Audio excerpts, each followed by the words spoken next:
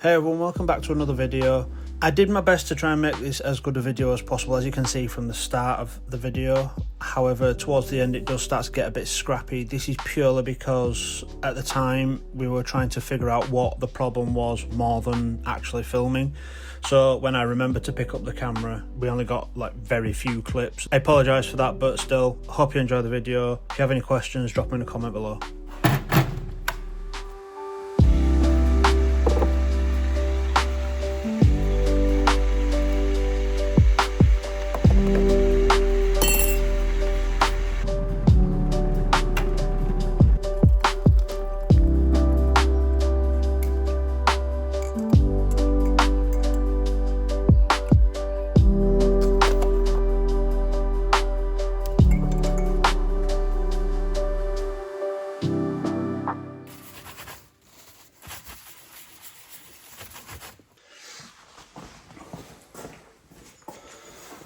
What's up everyone, welcome back to another video.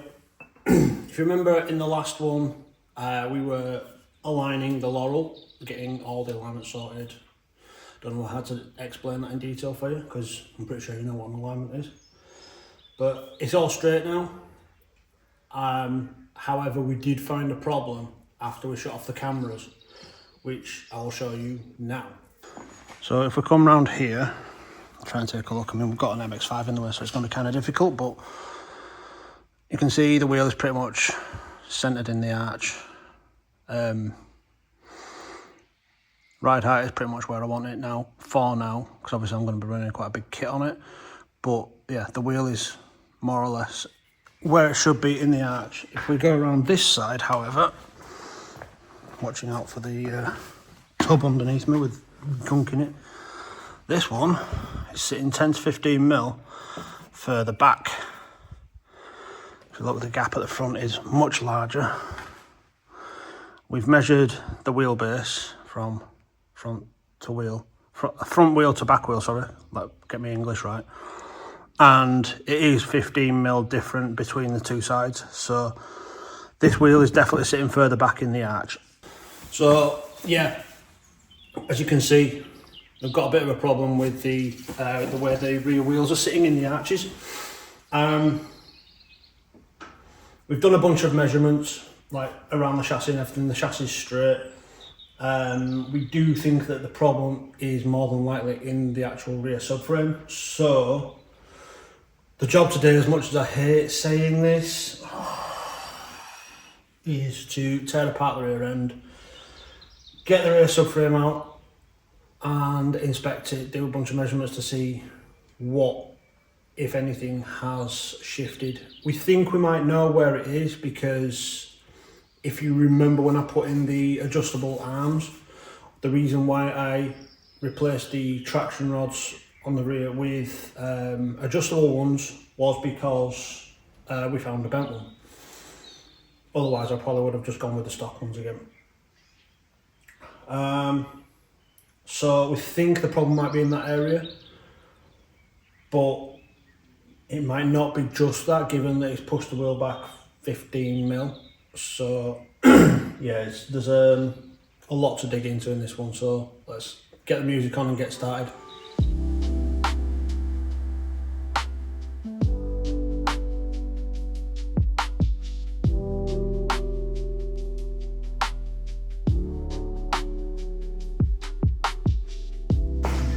Right, now we've got it on axle stands. Next job is to get the exhaust off, because it's in the way of the prop shaft coming out and the subframe coming out as well, because it goes snakes under the subframe. So get that off, take the prop shaft out, look at unbolting everything from the diff, and then taking the diff out, and then we'll go from there, I guess.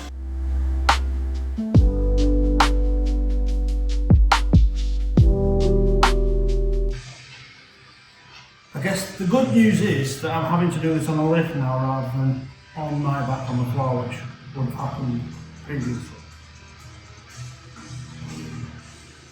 It's just frustrating for me that we've got so far forward and I need to take so many steps back to try and figure out one problem. And you're probably wondering why we're not just going to change the alignment to fix the problem, because obviously on the face of it 15mm doesn't sound like too much, but there are a couple of reasons for that. The first one being that the only time you would ever really do something like that is when you're on track trying to get back out for another battle, so in competition obviously. So it's very much a temporary fix to get the car back out on track. You don't really want to be doing that when you're setting up your car for the first time, because if you're doing that you're always going to be chasing alignment issues. So yeah, I'd much rather have the car square to start with and then work from there, because one of the things that we can do once the subframe is out, if we have to buy another subframe, we can then brace the subframe to make sure what to try and mitigate from this in the future. This subframe hasn't been braced, which probably is an oversight on my part. Probably should have taken the time to actually brace it and everything, but it wasn't something that I really thought about at the time, and both me and Joe never really kind of considered it. We did some bracing up front, because obviously the front takes quite a bit of beating. But yeah, it was only when we found this problem that it kind of occurred to us that we should probably have done some bracing up the back as well. Although bracing it wouldn't have fixed the problem, it would have just kept the problem where it was. So it makes sense to where am I going? Brain's gone off. It makes sense to check everything first, make sure it's straight, fix the problem if we can, if not get a straight replacement subframe, then brace that, put that back in, and then we can start moving forward again. Like I said, this is frustrating, but I'd rather find the problem now than always be chasing a problem on track, if that makes sense. The other reason why I'm not trying to use the alignment to kind of dial out the issue is because the traction rods are already at their lowest setting. So if we did that, we'd have to basically short on the track rod anyway, which again, don't really want to do. The track rods can be swapped left to right, and if for any reason they were both out of the car at the same time and they weren't labelled as being left to right, it would be very, very easy to put the wrong one in on the wrong side. So yeah, I want to kind of try and avoid any of those future problems now, if that makes sense. So yeah, that's why everything's got to come off again, and I've got to get the subframe out. Unfortunately, Joe's not here to help me today. He's had to go to hospital because he got something in his eye yesterday while I was working. So I am very much doing this on my own today. Joe has been a massive help recently, I will say that as well. So doing the alignment, he has pretty much taken that on and kind of led the way with that, because if I'd have been doing it on my own, I can guarantee I would have been going round and round in circles for ages, but Joe knows the right order to do things in. He's got his alignment kit, so he knows how to set that up. And he did spend a lot of time talking to me about what he was doing and trying to show me what he was doing. So in the future, I will be able to help him, but he's kind of another learning experience for me. So yeah, I'm extremely grateful that Joe was around to help with that. He's less so today because obviously I've got to tear all this apart again, and it probably would have been a lot quicker having two sets of hands on here, but what am I going to do? I'm not just going to sit around and wait just because Joe's not here. I can do this. This is one of the things that I can do. Right, so let's get this exhaust out. Swinging, swinging. Right.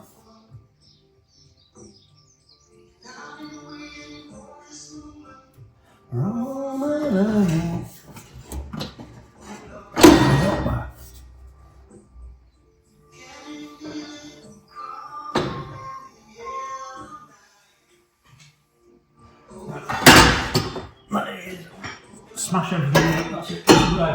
Yeah, hit everything.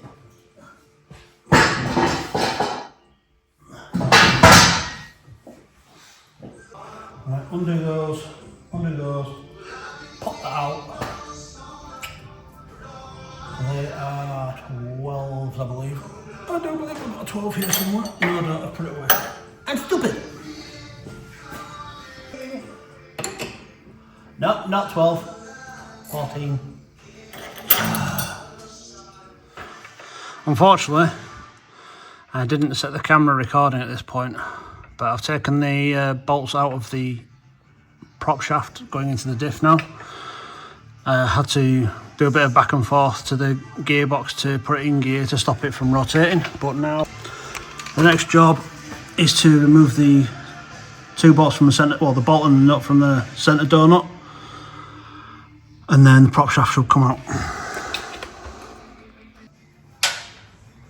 Right, this is probably going to drop in a second, so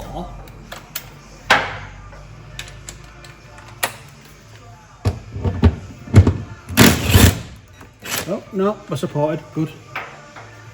Right.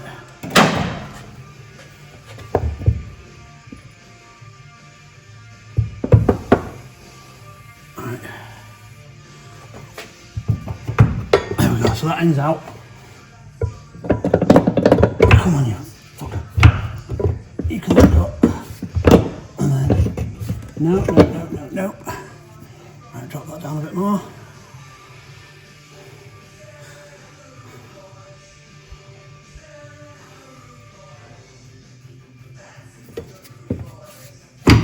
Oh.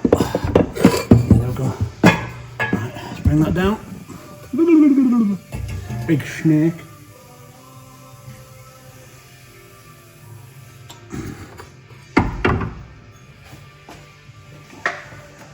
Right, now that we've got prop shaft out, exhaust out up to here, which I just crapped my head on,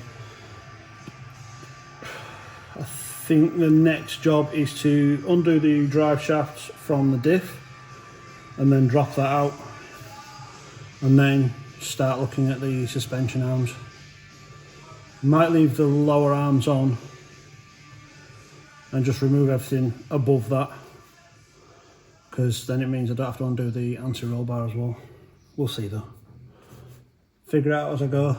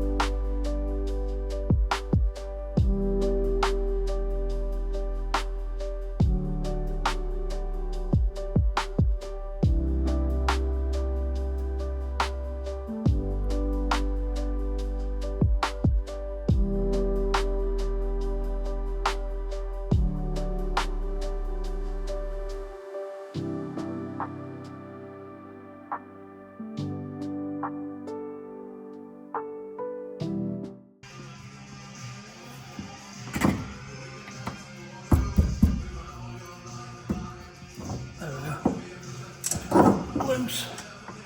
That was already loose, it just wants to move it. There we go. So now the diff can come out, and then drive shafts, and then we can start taking everything else apart. Progress, even though it's going the wrong way.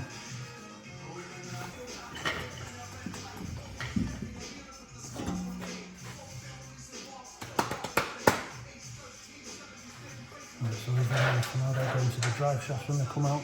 I've got to remember to make sure I keep these on the right side as well. So that one will get put down on the floor over that side, that one on the floor over that side. That way, don't get mixed up again like I did last time. Although I did actually put them in the right way last time. So yeah. For anyone who doesn't know what I'm talking about, Nissan S chassis Laurel R32, R33 drive shafts are sided, so one is slightly longer than the other. If you get them the wrong way around, it can cause issues. So yeah, that's what I'm talking about.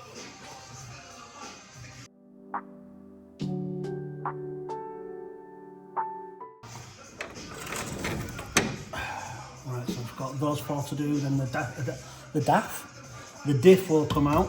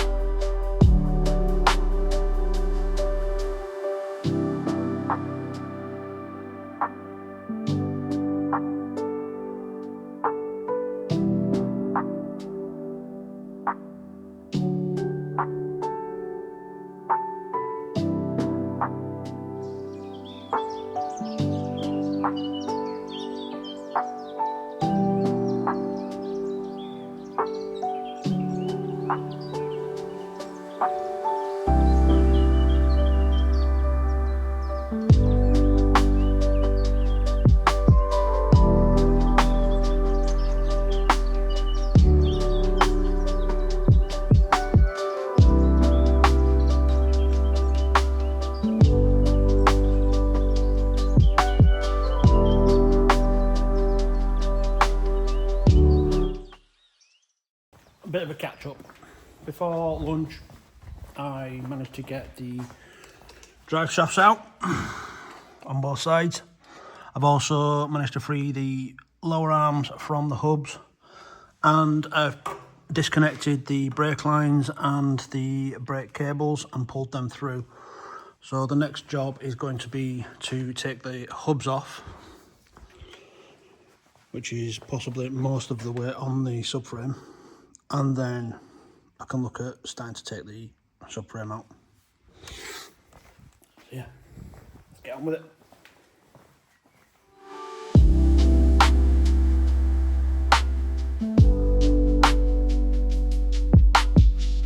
Take as long as I thought it was going to, but the hubs are off now. They're down there, one either side. Trying to keep everything on the side it came off of, just so that it makes it easier to put everything back together when we figure out what the issue is. Yeah, I've left all the arms attached on one end just to kind of make it as easy as possible to get everything out. They might have to come off when it comes to putting the subframe on the floor and measuring stuff, but we'll see.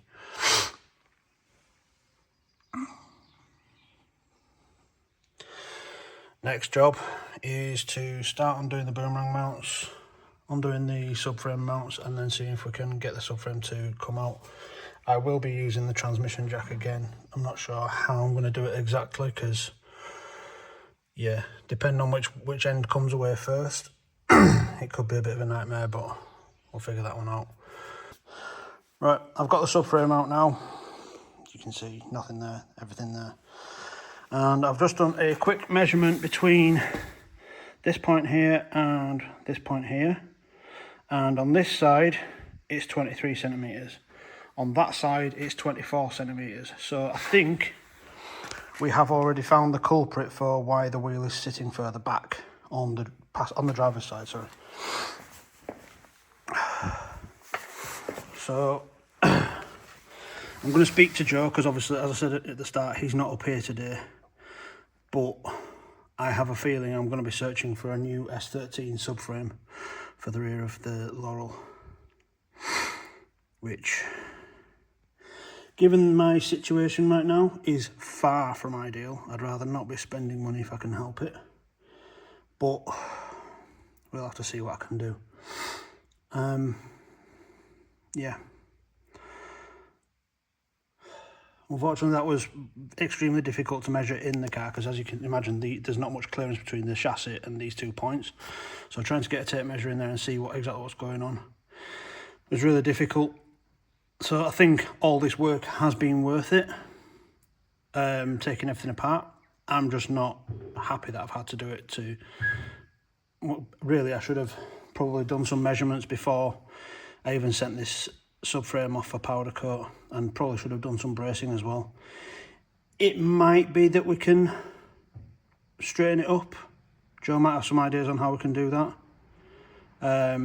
But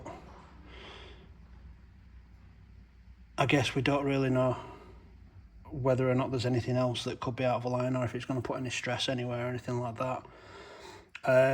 So yeah, I will wait till Joe gets up here and then we'll update you.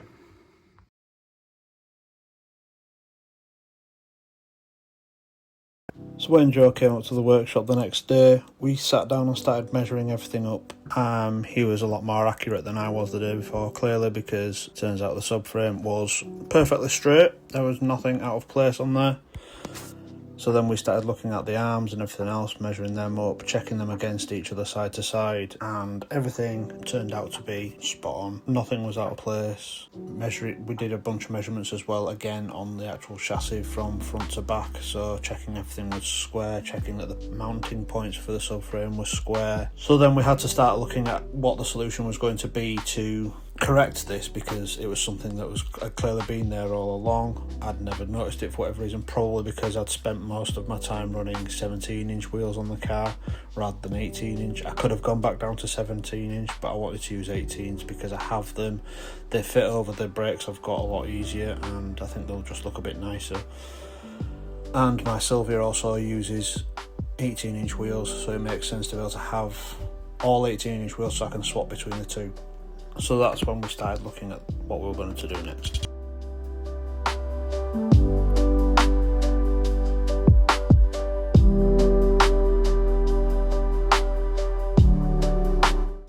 The subframe is straight. We've measured every single thing we can on the subframe. That's all straight. We've measured the chassis. That's all straight. Measured all the arms that we put on there. They were all the same length on both sides. And yet, so for some reason, this wheel was still sitting 15mm further back in the arch than that side. So we kind of went through everything again and again until we got to the point where we're like, don't really know what's causing this now.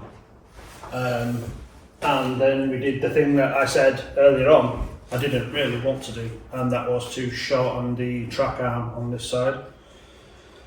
So we got one of the stock ones that I had lying around first, and then slowly cut out how much we thought we needed. So I think we started at 10mm, then we moved up to 15mm, and then essentially Joe cut it, tacked it, put it in the car, measured everything, and once we'd done all that, it was sitting pretty much perfect.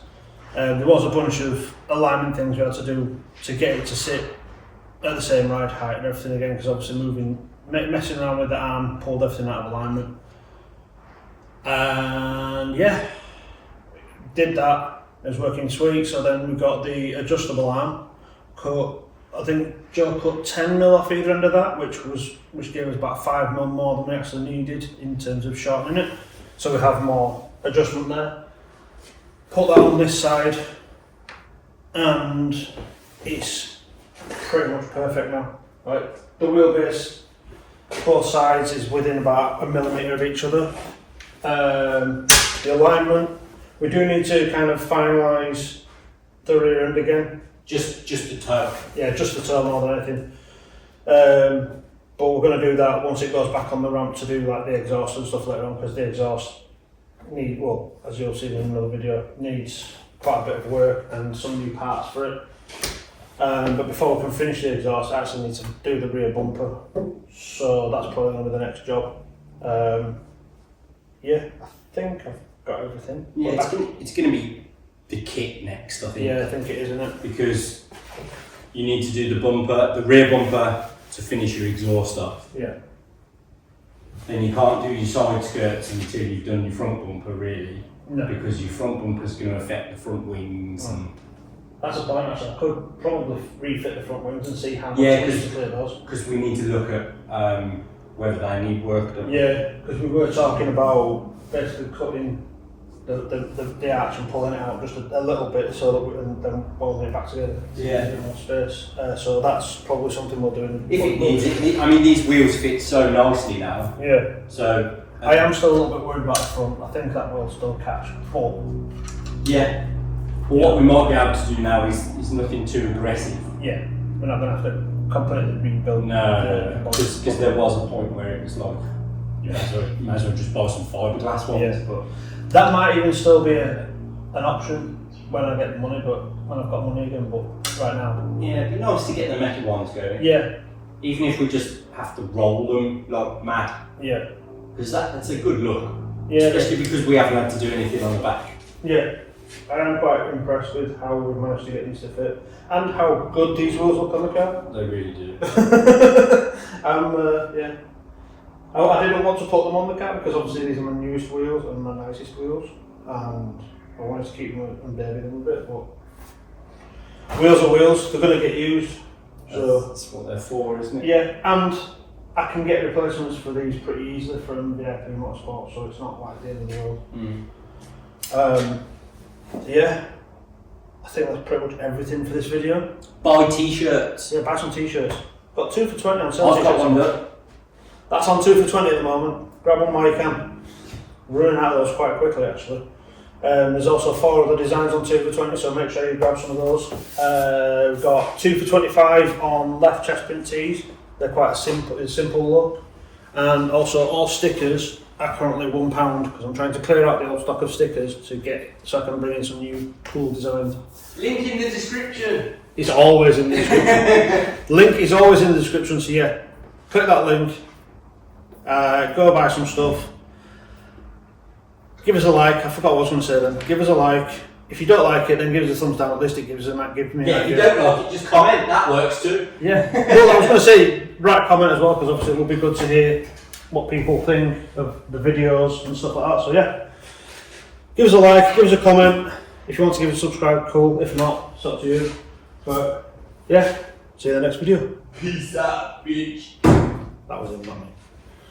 Bye bye.